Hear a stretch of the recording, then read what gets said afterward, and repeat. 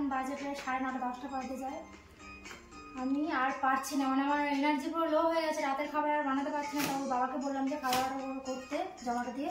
কি অর্ডার করেছে আমি জানি না, দেখা যাক কি অর্ডার করেছে। আমার বিন্দুমাত্র এনার্জিটুকু আর নেই শরীরের মধ্যে। রায়তা কি ভেজ পোলাও,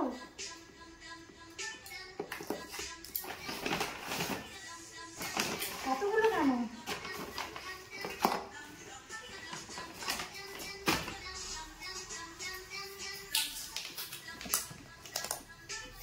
কাশি হলে ভালো হতো।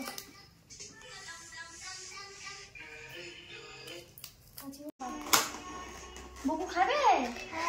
খাবে? এটা কি? Mutton? Chicken wings. Chicken wings আর মটন বিরিয়ানি করেছে। মটন বিরিয়ানি, মটন করব। সেটাও চিকেন উইংস। এত খাবার খাবে কে? আমরা খাবো মটন বিরিয়ানি। মটন কই দেখো। মটন কোথায়? আমি তো সেটাই বুঝতে পারছি না, একটাতে কম একটাতে বেশি। হ্যাঁ আছে, 2 পিস করে দিয়েছে।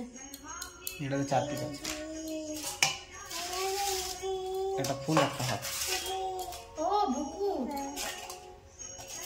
একটা ফুল একটা হাফ, ওই জন্য এত খাবার কিন্তু খেতে পারবো না। কালকে আবার শনিবার, আমরা শনিবারে আবার খাই না, তো সেই জন্য আমি এত মানে কি বলবো, খুব কষ্ট হয়ে গেছে। তাই আমি বাধ্য হয়েছি বাইরেতে খাবার অর্ডার করে খাওয়ার জন্য।